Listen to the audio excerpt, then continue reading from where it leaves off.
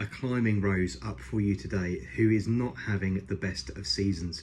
But the whole idea of these rose reviews was to bring you a live and accurate account of what's actually happening in the garden right now. This is not, unfortunately, usual for this particular rose. Tess of the D'Urbervilles is normally very, very healthy. She normally has a wonderful June where it puts on an amazing show with these beautiful crimson blooms. Now, I bought this rose because of its very, very dark crimson colour. You can see there the flowers are absolutely stunning, and it has a really, really lovely old rose fragrance which is really quite strong and heady. So it is really, really good for putting up a south or west facing wall where you can get some heat into it and really let that fragrance build and get out. So June is normally a great month for Tess. However, this particular year, here at North Lodge especially, April and May were incredibly dry, sending this poor climber into a little bit of stress. And this year, she does have a little bit of black spot on it.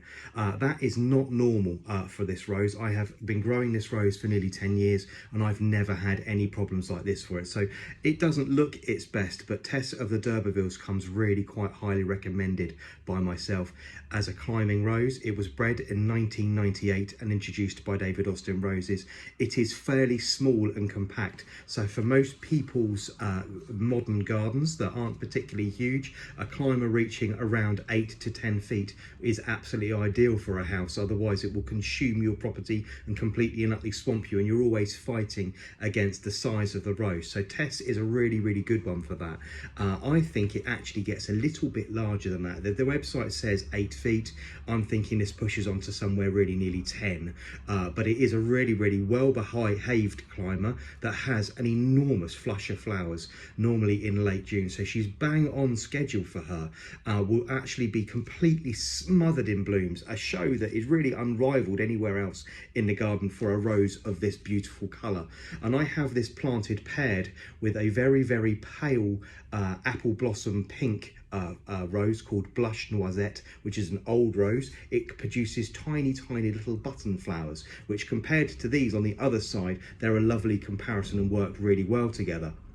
But this is Tess of the D'Urbervilles, a fantastic fragrance, a really well behaved climbing rose, which doesn't normally have any health problems, but unfortunately this year a little bit blighted by the black spot. But that's not going to stop me enjoying these wonderful, beautiful crimson flowers. It's heavy, old English rose fragrance, and it's beauty. It's absolutely stunning. And the rose blooms, you can see there's a pair there, but they're really quite large. If I put my hand just before or after that, you can see they're heading on for sort of 3 to 3.5 inches across. So it really is very, very pleasant. So don't let this particular season put you off. If you're looking for a climber for a south or a west facing wall where it's going to get plenty of light and plenty of more importantly plenty of heat to bring out that fragrance, I would really suggest that Tess is one that you look at.